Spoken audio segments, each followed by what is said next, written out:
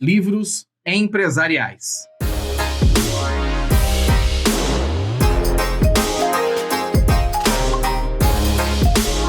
Quando falamos em livros empresariais, temos aqui uma das obrigações do empresário. O empresário, ele tem 3 obrigações, são aquelas que nós chamamos de principais obrigações do empresário. Registrar as suas atividades, item 1. 2. Manter os livros em ordem. Manter a regularidade também dos livros. E 3. Temos também a necessidade do famoso balanço, né? Então o sujeito tem lá que cuidar direitinho do balanço ao final do exercício. Ótimo, mas aqui nós vamos falar dos livros empresariais.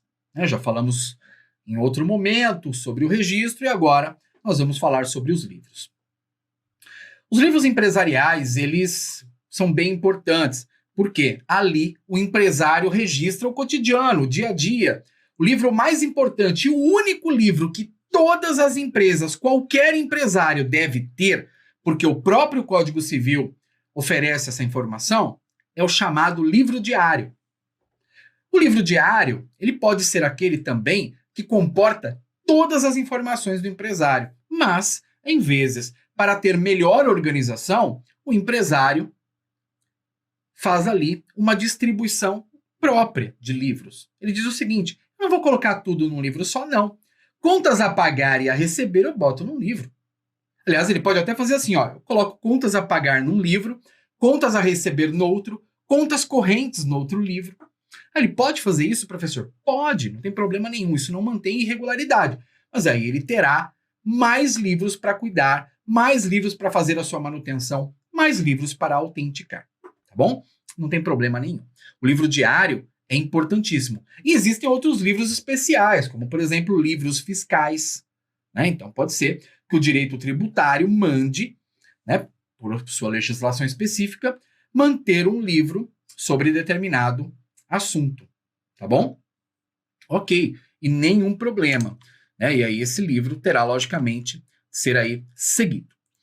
Os livros empresariais, né, eles precisam aí de alguns requisitos para que eles possam manter a sua regularidade.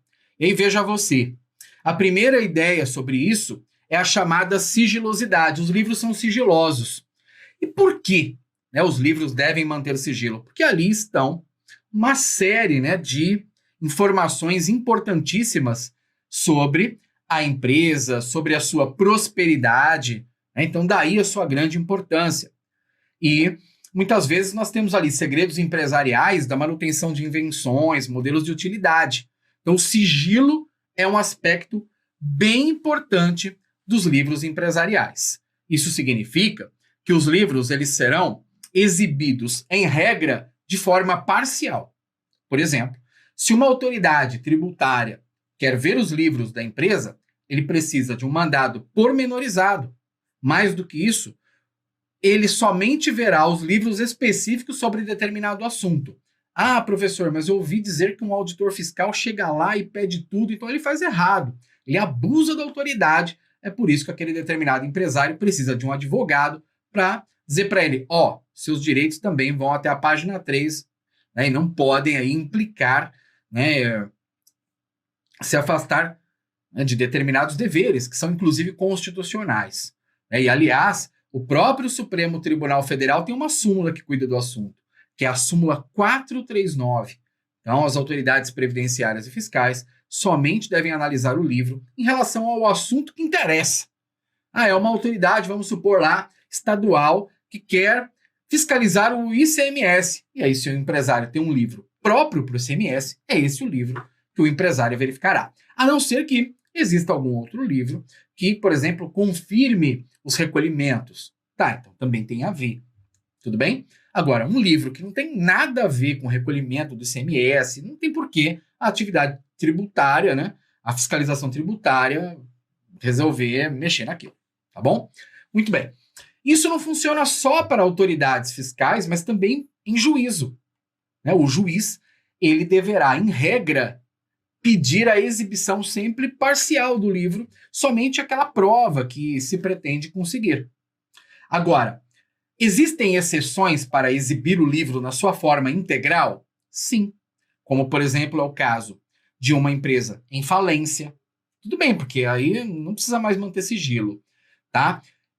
Um caso de dissolução de sociedade ou administração à conta de outrem, né? Alguém que está administrando também é um caso de exibição integral, tá bom? Muito bem, mas não temos apenas esses princípios, né? O princípio da sigilosidade. E o princípio da sigilosidade, o que ele vai dizer, pura e meramente, pura e somente, é que os livros empresariais devem ser analisados, em regra, de maneira parcial. Serão apenas exibidos integralmente em casos muito específicos. Uma outra questão aqui é a manutenção da fidelidade com aquilo que é a situação real do empresário e da sociedade empresária, né? Então, o livro ele precisa manter a veracidade, né? Fidelidade tem a ver com a veracidade. E aí, cuidar, né, das informações de maneira fidedigna.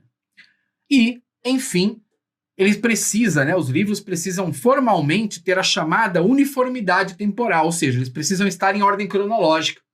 Né? Dia 1 de fevereiro não pode pular o livro para janeiro, né? Então, janeiro, 1, 2, 3, 4, e assim vai. Bonitinho, tempo, cronologia, né? Mais do que isso, os livros eles devem também ser mantidos de maneira organizada. E quando se fala em regularidade, os livros não podem ter espaçamentos em branco. Sabe aquelas levadas para a margem? Não pode. Rasuras. O livro não pode ter nada disso. Ah, professor, mas hoje nós temos também os chamados livros eletrônicos. E aí, muito mais, né? Só me falta agora, no livro eletrônico, a pessoa conseguir ter lá uma rasura, um espaçamento para a margem. Pior ainda, muito mais fácil manter o livro regular de maneira eletrônica.